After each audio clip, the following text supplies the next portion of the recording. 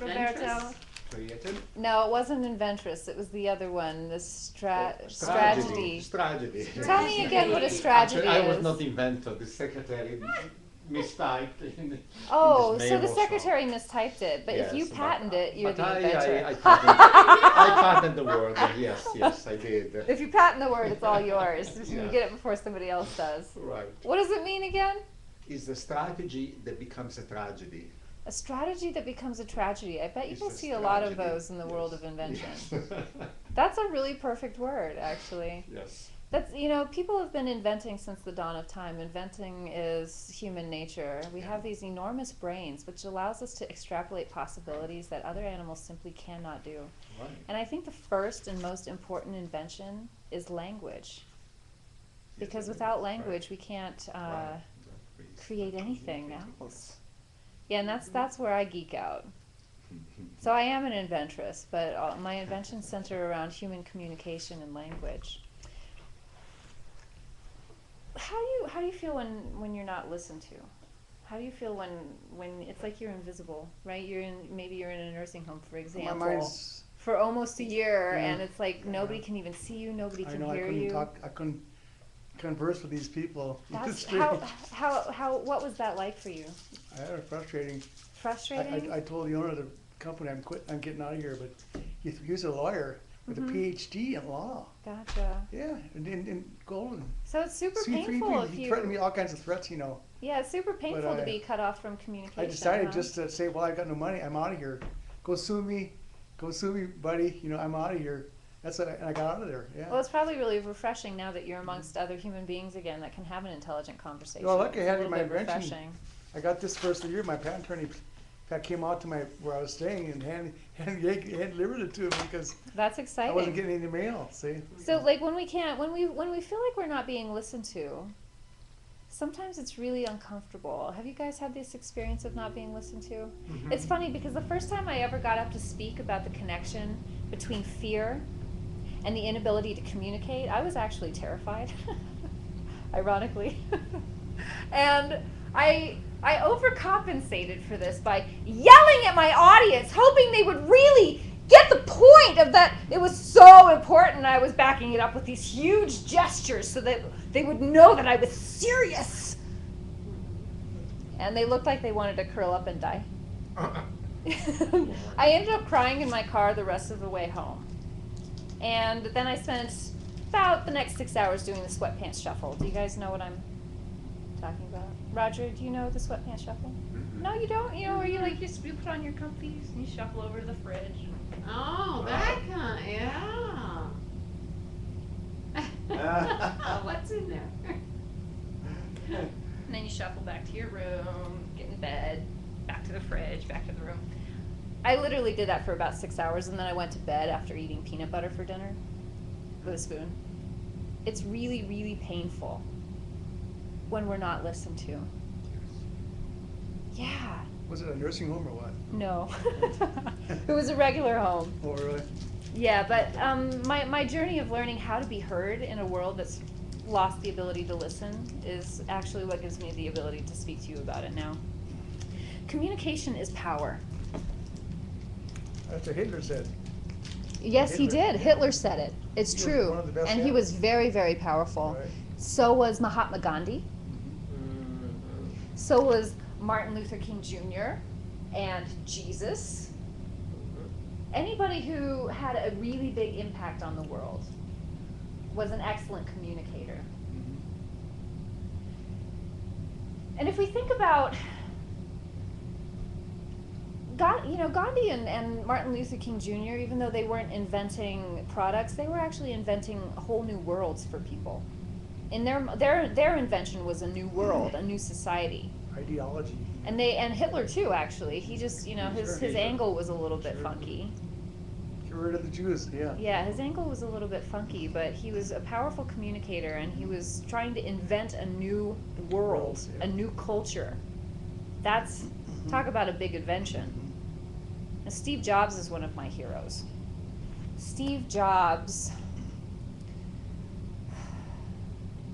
he created all this amazing technology. Roger, you seem to really like yours, I noticed. It's kind of safer. You should keep that screen up between us. He invented all this amazing technology. And the way he did it was by communicating. He was an excellent speaker, both one-on-one and in a group. It's kind of a tragedy that the very thing that he invented that was supposed to help people become more connected is actually, in a way, creating barriers between us. Yeah, which is okay, because that's why I have a job. That's why I have something to do. So this thing about listening, I'm going to bring it back to the listening, and I'm going to take this off because my hair keeps getting stuck in it. My name is Gina, if anyone forgets. Has anyone ever accused you of not listening to them? Husband. Yeah. Well, Or have you ever accused anyone of not listening to you? No, I just shut up. Yeah. I'm You know, just- bosses, they don't listen to employees. Employees don't listen to bosses. Spouses don't listen to each other. Parents don't listen to children. Children don't listen to parents. Teachers don't listen to children. Children don't listen to teachers. There's like an epidemic going on.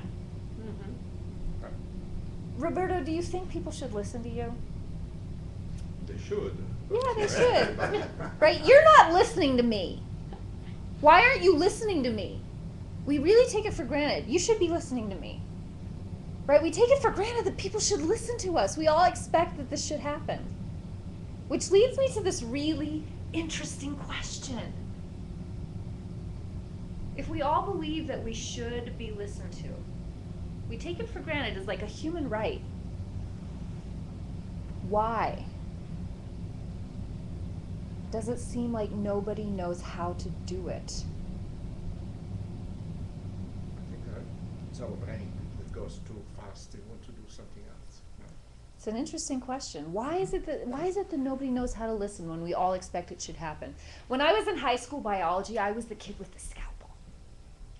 I would put on the rubber apron and I would stand at the cold metal table and slice open the frogs and the earthworms while everybody else stood around going, ew, ew. Was I a little squeamish about it? You know, I was, actually. It's gross. You know, it smells like formaldehyde and there's guts and, you know, there's poop in there. It's pretty grody.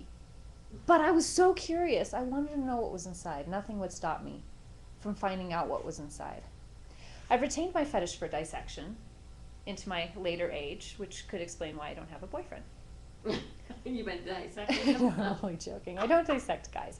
But I do like to dissect words. I'm really interested in cutting open words to see what's inside. I do that all the time. That's how I got my inventions. I'm actually not really a genius, but an extrapolator. I take You're current just looking for ideas, patterns. Turn ideas and meld Well, them we're together. going to look for a pattern Yeah. together. Everybody hold up a hand. I'm going to hold out your hand. Okay, any Okay. southpaws in here? That's okay. No? You okay, you want to use your dominant hand, okay? Because these things are sharp. All right, here's the invisible scalpel. You're not gonna play? Hold up, no, you're not gonna play. All right, you just watch everybody else. I've been in hibernation for You should be careful. If you 12 stick months, yourself so- in the leg, you'll bleed. All right, so here's the invisible scalpel. Everybody get your scalpel. Wave it high so I can see it. Don't poke your neighbor. All right, we're gonna dissect a word. We're going to dissect the word listen. I want you to cut it into 2 separate parts. And go. Cut it in half. Yeah, if we're going to cut the word listen into 2 separate parts, what are those 2 parts? What would those 2 parts be? You cut listen into 2 separate parts. L-A-S-T-N. Yeah, well, yeah, that's the whole word, but if we cut it into 2 parts, what do you think those 2 parts would be? Listen. This is the T. What's that? List? List. List is the first one. Congratulations. If I had a cookie, I would give it to you. In fact, I do. Because somebody was so smart to bring them. Look. Congratulations. Thank you. You're welcome. I bet you. All right, so we've got list. What's the other half of the word list then? T-E-N, which maybe N. is Greek for N. tension. Ian. Ian. Why would we make lists? You are eating. He's eating his prize. Why do we make lists? Why do people make lists? What's the purpose of that Remember. activity? To remember. To remember things. Mhm. Why else do Right. we make lists? What other reasons do we have for making lists? To tell people about it, I guess. Yeah, so that we can organize our thoughts, so we can be more clear when we communicate. Oh, well, to know where you've been, so you know where to go. Yeah, so it's actually a way of keeping track of where you are. Mm-hmm. Okay. Categorizing. And categorizing. Look at how useful it is to make lists. What about N? Does anybody know what the prefix N means? Or when we can use it as a suffix too. N, like enjoy or enthusiasm, entrails, endometriosis. What is N? I think it means the start or It might entry. also mean Like to end something. entrepreneur, it was a French Yeah. word, but entre means to start or begin. Yes, so that does mean start and beginning. N is something different. No cookie for you, I'm sorry. was stretching. No, it's okay. I'm glad that you're trying, though. Any other guesses of what N means? If we had a doctor in here, we'd have it in like 2 seconds. Oh, flat. it's N. Latin In. or Greek? Entrails. Think about entrails. What'd you say? In. In. Inside of In. Do you want a cookie, Yeah. Bonnie? Mm-hmm. I'll get you one. Yeah, Woo! Oh, Bonnie like gets a cookie. Indo. Indo means within. Yeah, endo, Yeah. exactly. Uh-huh. That's what we're looking at is inside. Yeah, So- Spanish it means So inside. list inside. Yes, exactly. Do you want a cookie now? Because you got the whole thing. No, I've already had some. Okay. What- the Endoscopy, etymology of the right. word listen literally means to make a list inside. When we make a list inside, it's a way of us making a deeper connection, organizing our thoughts, being able to remember things, and knowing where we are so that we can go from where we were to where we're going. When we list N, it literally means to make a list inside. Isn't that interesting? That's great. When I taught singing lessons exclusively, I would tell my students all the time, first you must take note before you can make note of something. You first must take note of something before you can make note of something. First you must list N. You must bring things inside before you can then communicate intelligently. So this word listen, I get really excited about this word. Can we talk about sound waves now? Is it okay if we talk about sound waves? Oh, I'd love to. Oh, that's good, because if you said no, then I'd have nothing else to say and I'd just go home. So it's good that you said yes. I hope we're getting paid for this. What's that? That's okay. I'm just kidding. So the thing about sound waves, I started this journey thinking I would be a doctor, actually. I wanted to study epidemiology, the science of how disease moves through populations. I was very interested in this. And the thing that really hit me when I was doing this was that thought was contagious. That the most contagious thing of all was human thought, and that it spreads quickly through the human voice. Yeah, through communication. And that we can infect people with ways of thinking that are useful, and we can also infect people with ways of thinking that are extremely damaging. Yeah. And so I became very, very interested in this when I recognized the power of sound. And I quit college. I dropped out of college and decided I was going to be a rock star. I had the hair and I had the boots, and I was doing the singer-songwriter thing in New York City. My idea was that I would use my voice to infect people with ways of thinking that were potentially useful. I was going to use my voice to infect people with ways of thinking that were potentially useful, so that I could help to end dis-ease, the state of not being at ease. I could teach them ways to think that would help them be more at ease in their lives, more at ease in the world. And I spent a lot of time in recording studios when I thought I was going to be a rock star. Have any of you ever been in one of these things? No. Recording studio? You I'm have? the oldest rock concert goer in the state of Colorado. Just about. Yeah. You used to sing too? Don't make me sing. Oh, I won't make you sing. Okay, thank you. I promise. Unless you really want to. So I spent a lot of time in recording studios. They cover the things. Have you been in one? They cover the walls, Roger. They cover them with not a acoustical human foam. one, a machine one. We had sound chambers. Well, I was an engineer in oil and gas. So Okay, gotcha. we had we had sound rooms. You put equipment in, and you can measure how noisy it is. Gotcha. Yeah, and so the sound rooms, did they have like acoustic foam treatment and things Yeah, where it it had dampened these the... foam wedges. Why? And you could go in there, and it was like the silence. It was weird. It was like Yeah. deafening. Yeah, to create Because it was silence. just total dead. Uh-huh. You shut it Mhm. down. Mhm. It was kind of neat. Isn't that It's interesting? different, yeah. So sound doesn't Yeah, bounce around. Yeah. That's right, the it, sound that's is- it. the sound doesn't bounce It's around. all there. So if I'm standing in a canyon and I go, hello, what happens? Echoes. It echoes. If I'm standing in a forest and I go, hello, what happens? Whisper. Big fat nothing. Whisper. Yeah, nothing really happens. What's the difference between the canyon wall and the forest? Why does it bounce in the canyon and not in the forest? The wave bounces or it diffuses. Yeah, but what's the difference? Yeah, the Walls walls. versus Fragmented. like Yeah, the which one's trees are harder and which one's fragmented. softer?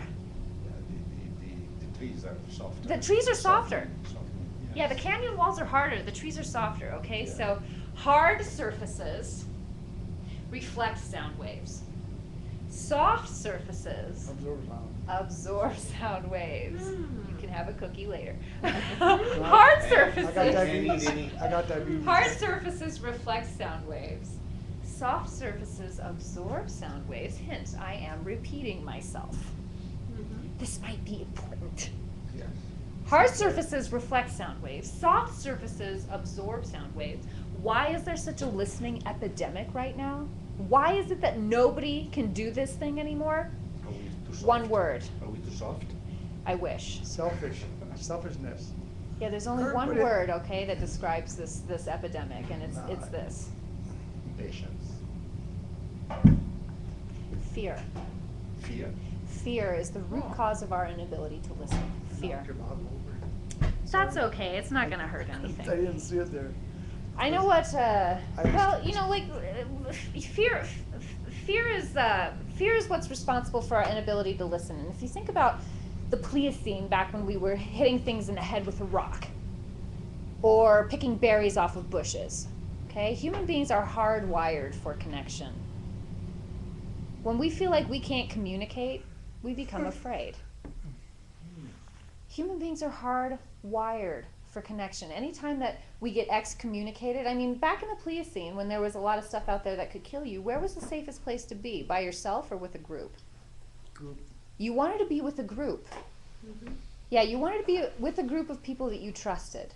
Because if you were excommunicated, talk to the hand, the face ain't listening. That was death. That was a death sentence. There were things that could eat you. There was disease. You would die of exposure. You would go out there and you would fall in the river, and there would be nobody there to pull you out. When we feel like we can't communicate, there's an actual survival instinct that clicks in the limbic part of our brain that makes us think we're going to die, okay?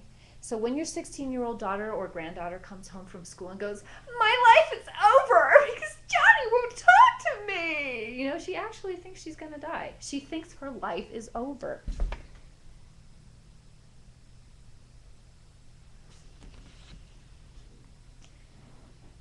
I understand what fear is like. I understand what it's like to be excommunicated, to feel like I'm cut off from other human beings and totally disconnected. Mm.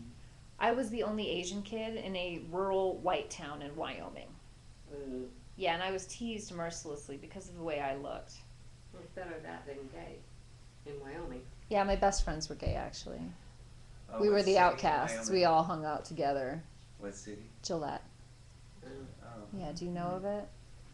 Just Rock Springs Gotcha. and Shoot Creek. I used to go there in my engineering job. We had a little bit. It's an intense environment. Wyoming is harsh. Mhm. Yeah, and I looked really different, and so you know they were afraid of me because I looked different, and they excommunicated me. The other kids would follow me home from school, hurling rocks at me and insults. Slanty eyes, you freak. Chinese chopsticks. Yeah, and what hit me at that moment, other than the rocks, was I'm not even Chinese. I'm Korean. If you're gonna be racist, at least get it right. Oh, you think they Yeah, should they know would. that. They would. I'm only kidding. But it Yeah. was extremely painful to be excommunicated from that group. They wouldn't talk to me, they wouldn't hang out with me, nobody would even look at me. By the time I got to junior high, the attacks had turned to a more or less benign neglect. By the time I got to high school, it was full-blown depression, and by the time I graduated, I was a drug addict. Do I look really put together, do you guys? Have a look. Go ahead, have a look. Mhm. I look put together, I look pretty fancy. Nobody ever looks at me and thinks that I used to be one of those people covered in bruises with my teeth falling out. But I was. The pain of being disconnected was so incredible that I found some other way to feel okay. And I believed at the time that there was nothing that my one voice could do to change any of this. So I checked out.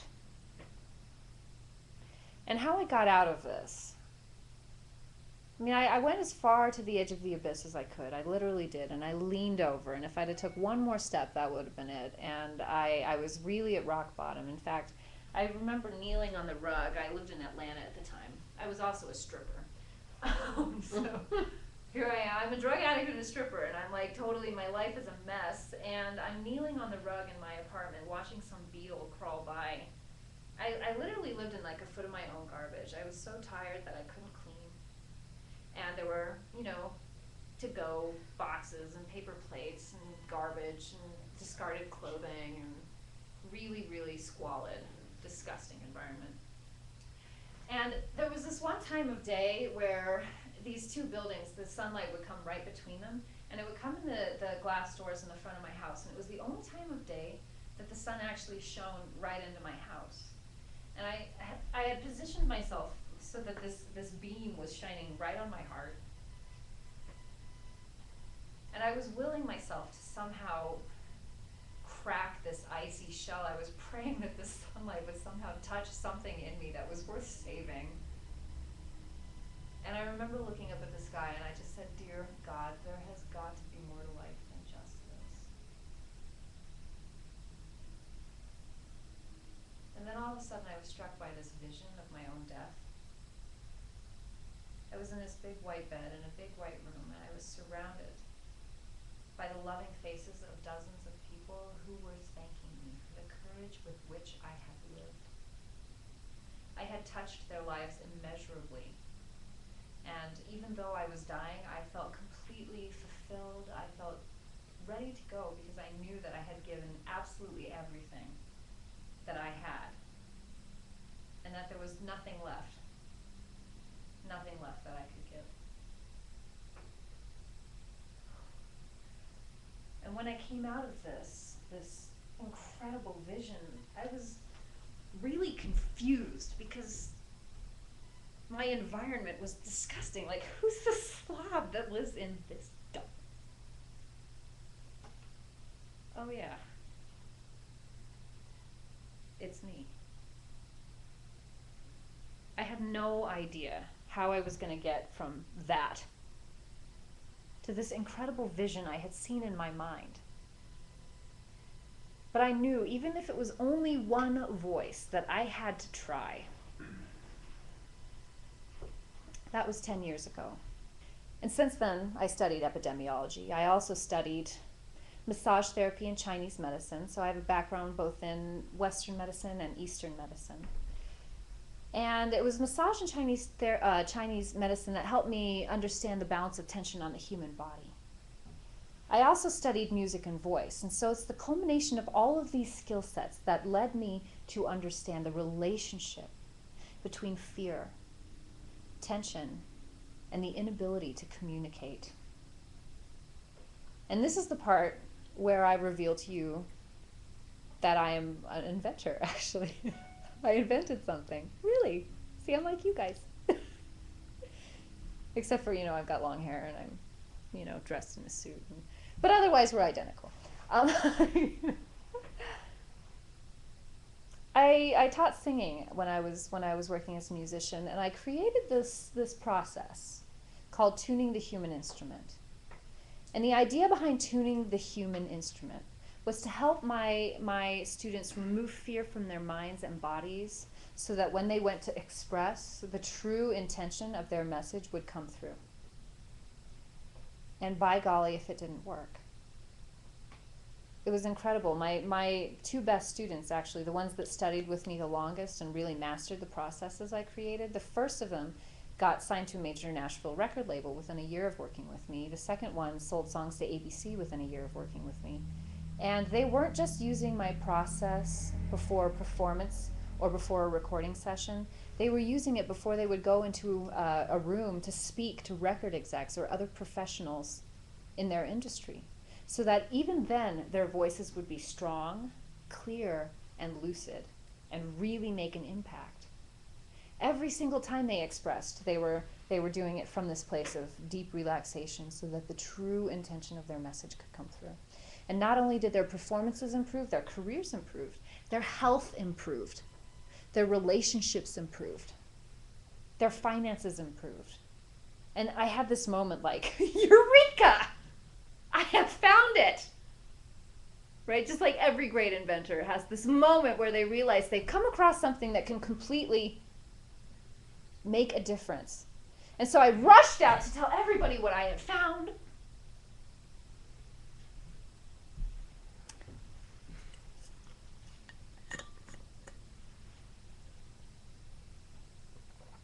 Wait till you spend like $10,000 and find out somebody already is patented what you were trying to. I'm not done yet. Yeah, okay. Okay. Just give me There's a real irony in discovering how terrible you are at communicating. As you are desperately trying to tell everybody around you about something you have discovered that could completely revolutionize communication. Ah! I had to be my own guinea pig. I had to use my own processes to actually become an excellent communicator myself. You know, so the awkward thing that was crawling on the rug, yeah, it's not like I was born like this. I had to work at it a lot. And as I was greeted by one blank stare after another, trying desperately to be heard in a world that has forgotten how to listen, my enthusiasm soon turned to humiliation, which of course led to paranoid avoidance, which logically led to several pints of Haagen-Dazs. Not all in one night. I think a brilliant, like an intelligent person, a rational person would have gone out and gotten a job at Einstein Bagels at a time like this, but I was clearly not a sane person. I lost my mate, my job, all of my income. I ended up homeless because I would not give up, because I knew that I had something that could really, really help people. Do you know the guy, do you remember the kid who did the Arapahoe High School shooting recently? Do you guys remember this event? That's why. This is why. Because if one person would have listened to him, really, really listen to him, what do you think his life would have been like? So much different. I guarantee he did not feel listened to. He felt so excommunicated, so isolated and alone, that he was determined to be heard at any cost. Did you hear him? I did. We all heard. The shots, right? Yeah, we all heard him, loud and clear. Right. I am in pain. That is why I risked everything to be able to do what it is that I do. And I don't know if I'll succeed. It is hard, actually. That's why most people give up. But I'll either get the result or I'll die trying, I can tell you that. How did it come to this?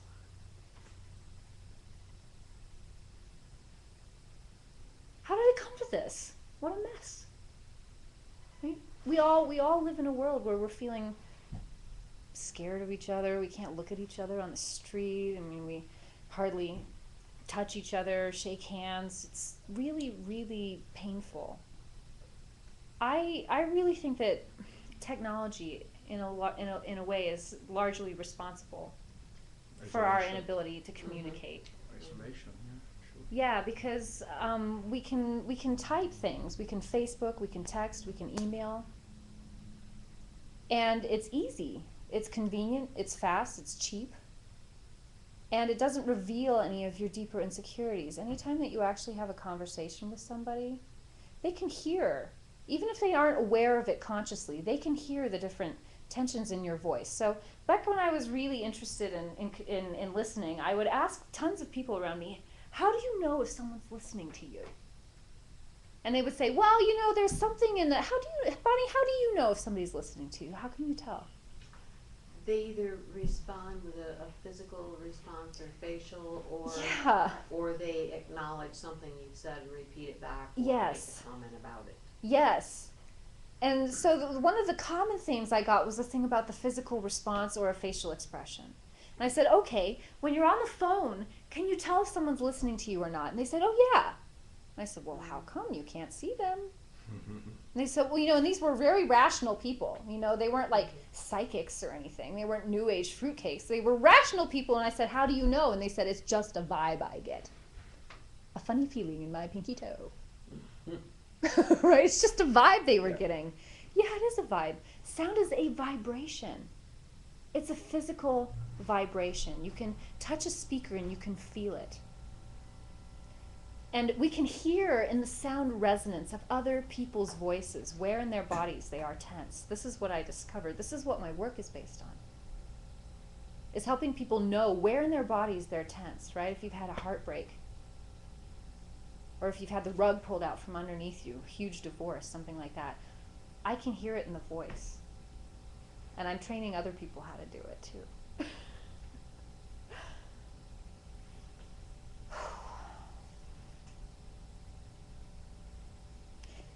The thing about electronic communication is that it actually does spike the dopamine, which is this reward system in our brain that makes us want to repeat a behavior. Cocaine also spikes dopamine, so does sex. Brain scans of men ejaculating and men shooting heroin are extremely similar. Okay, and texting, every time you get a text, you get the spike of dopamine. It's your brain's heroin. You get this little jolt. So we're kind of getting off on it. I know, I love my cell phone, and when I get a text, I'm like, ooh, I have to deliberately stop myself from looking at my text while I'm driving. Could you see the headlines like prominent communication activist dies in text-related car crash? Oh God, no. I have to stop myself from looking at it like every 5 minutes. It's addictive. It really is. They're so addictive. So we get this little sense of connection, but it's like fast food. It is convenient. It is quick. Yeah. And so is fast food, and fast food leaves our bodies flaccid, while fast communication leaves our character and our minds flaccid. We're only getting this much when we use the language. And face-to-face communication, it's so much richer because there's sound resonance. You can see my facial expressions. There's movement. Children, okay, any time that you practice a behavior, it reinforces a neural pathway. Anytime you repeat a behavior, it reinforces a neural pathway. It's like running water down a hill. Every single time you run it down the hill, it cuts the groove deeper and deeper and deeper until pretty soon the water doesn't want to go any other way. Our children are being born practically with cell phones in their hands, and they are almost exclusively texting and Facebooking and emailing. Their brains are becoming wired for texting, and they actually don't know how to have conversations. They are going to get pissed off when they get older and their lives don't work. They're going to be in pain because they're going to be missing out on a huge amount of richness and human connection. And when we don't have that human connection, right, we use Facebook to gossip about other people or to post pictures of them getting drunk, and then the next day they get fired. No wonder we're so afraid of each other now. It's like road rage, there's like this whole separation. You see that that's a car over there, and you do all these uncharacteristic things where you get really super angry, where if you just bump that person on the street, you'd be like, oh, excuse me. There's this whole exchange in the facial expression there that lets you understand that it wasn't intentional. We don't get that in the cars, and we don't get that on Facebook. Their brains are being wired for technology. You see them, they're sitting like 4 of them on a park bench, and they're all going like this. But what you don't know is that they're texting each other. They can't even talk. I have a confession, actually. You seem fairly warm towards me. It seems like you're feeling sort of favorably. I mean, I'm seeing some smiles. Okay, so if I give you this confession, hopefully you'll still like me. I am not on Facebook. I know. I'm like a total rebel. You are. Give me 5. I don't have time for it. You rebel. That's No, you're not okay, I gonna don't have touch me. time All for right, it. that's fine. No, it's we're I'm not on Facebook. I prefer face to Facebook. You know why? I like the freaky thrills that come from actually talking to people. It's kind of scary, actually. It's horrifying.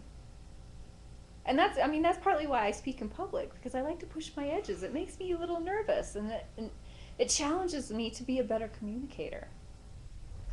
I'm not on Facebook, and I really believe that coming back to actual human connection is going to be the salvation of our businesses. It's going to be the salvation of our relationships and our communities. When we're tense and in distress, we are not in ease. We are in dis-ease. Right? We squeeze our bodies with fear. We actually squeeze out the blood. We squeeze the nerve endings. We squeeze the lymph out of those areas. And the tissues will start to die. Dis-ease begins in the mind. That's what I've discovered. Dis-ease begins in the mind. Are you guys willing to run a little experiment with me? Would you be willing to run an experiment? Sure. Okay, so Roger and Bonnie, I want you guys to turn to each other. Roberto and Tom, would you guys turn to each other? You willing to play? I haven't slept last night, so I'm a little bit. Okay, Roberto, you come up here and you play with me. Okay. Here, that one's for you. Okay, so we're just going to run a little experiment here, and you can learn by proxy. What you're going to do is you're going to just look at the person across from you, okay? And notice how you feel physically. Like, notice the physical sensations in your body when you do this. Okay, now what you're going to do is you're going to look at that person, and in your mind only, you're going to say, "Who are you? How can I listen to you better?" You're just going to think those words. Who are you? How can I listen to you better? So look at them and think the words. Who are you? How can I listen to you better?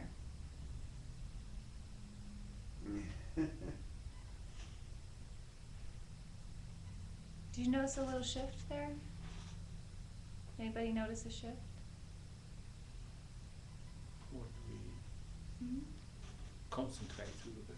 Yeah, it actually brings your Focus, focus in on that focus person a little bit more. right. And it feels nourishing to be focused on, actually, to be listened to. It feels horrible not to be listened to. But it's very nourishing to be listened to. So when a person gives you their attention like that, it actually feeds you in some way. Now you're going to put your hand on your chest, okay? You're going to say the words out loud. Who are you? How can I listen to you better? As you're looking at that person. Who are you? How can I listen to you better? Who are you? How can I listen to you better? Who are you? How can I listen to you better? Yeah, and just feel the sound waves move through your body. Did you do it? No, yeah. Okay. Say it and feel the Yeah, sound we waves move through speak your as body. we And speak. who are you? And how can I listen to you better? Okay, now we're gonna really live on the edge. I know this is a little weird because these are actually people, but you're gonna reach across and you're just gonna touch your partner on the chest, right? Don't get freaky with her or anything. Put your hand up here, right? You're just gonna put your hand on the other person's Okay. chest. And now you're gonna say it again. Who are you? How can I listen to you better? Who are you? How can Who I are you? listen How to can you I listen to you better? better? Who are you? Who are you? How can I listen to you better? So you feel the other person's. Yeah, you can feel Yeah, the sound. it's different. Sound It's a little Vibrations, different. yes. You don't get that on Facebook. You don't get that on Facebook. There's something visceral happening here. There's something real. It's in the biology. Like it's in the biology. There's something actually happening here. I have a team of scientists that's helping me study the effects of sound waves moving through the human body. I want to invent a field, actually. I want to call it human acoustics. A whole new field where we're starting to understand the real richness of person-to-person communication and why it's so important. Well, it's all the senses. It's Mm-hmm. it's sight, sound. Probably you could even say smell. Yeah, And, smell. There's a certain aura presence, you know, that people Yeah, believe in. there's like a vibrational And presence. so, yeah, but electronic It's chatting huge.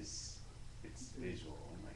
Everything It's else is visual stripped only. out. It's language only, actually. It's Language language only. And when you're working in language only, you can paint a picture of yourself to look however you want. You've got Well, that's lots what of people time like. to. Yeah, that's what people like. Yeah. Like, human interaction is messy. We make mistakes with each other. We screw up. We say things we wish we hadn't. We say things and they come off all funky and people look at us like we're weird. It's what do they call it? The WYSIWYG. The WYSIWYG? Wasn't no computer term. Yeah, what you What see is you what you get. see is what you get. Yeah. And when I'm online, what you see, what you It's get. not what you get. Right. I remember when the internet first came out, I saw this shocking thing on the television where it was like this guy was in a chat room talking to a hot chick, and there was a split screen. On the other side of the screen, there's like that big hairy And they were dude. both Yeah. really like ugly and nasty. Yeah, exactly. And they're like Right? sitting there. How beautiful they I'm are. 20 and I'm really fit. Yeah, thank you, Yes. Roberto. Yeah, so it's, you can present yourself any way you want over the technology, but then you're not challenged to grow. I was such a horrible communicator when I first tried to tell people about what I'd found. I was too aggressive, or I wasn't aggressive enough, or I wouldn't listen to the people. I couldn't connect with their needs. I was in the trenches with my own work. I had to relearn. I ended up getting a divorce over this because I wouldn't give up. And do you know what my husband said about me? Do you know what his biggest complaint was about me? That you didn't listen? Yeah, Too strong. I didn't listen. He said Hey, I too didn't strong, listen. He said that I didn't listen. And he was right. Well, I do now. And I'm going to teach the entire world to do it, because if we don't, our bodies are going to die. We're going to get so tense and so stressed out that we're going to be walking around in horrible states of dis-ease all the time. Our relationships are going to die. We won't be able to make friends, real friends, not Facebook friends. That's crap. Real friends. We won't be able to make friends. We won't be able to create the relationships of our dreams and actually sustain them. We won't be able to create business. Okay, communication, to create community with our voices. That is the root of good business. You have an invention, so what? It doesn't matter, right? It doesn't matter. Become physical until it comes through this doorway. This is the magic doorway. Thought vibration, very fast moving. Sound vibration is slower and thicker, and by the time you say it enough, and you speak it enough, with enough passion, and you get enough people to listen, you have enough conversations with people to convert them to your way of thinking. Yes, this matters. Then it becomes real. It takes an army. You know this. It takes an army to take one person's idea and make it real. This is how we do it. It's how Hitler did it. It's how Gandhi did it. It's how Jesus did it. It's how Mahatma Gandhi did it. Or not Mahatma Gandhi. Martin Luther King Jr., right? JFK. All of the great leaders had a great voice.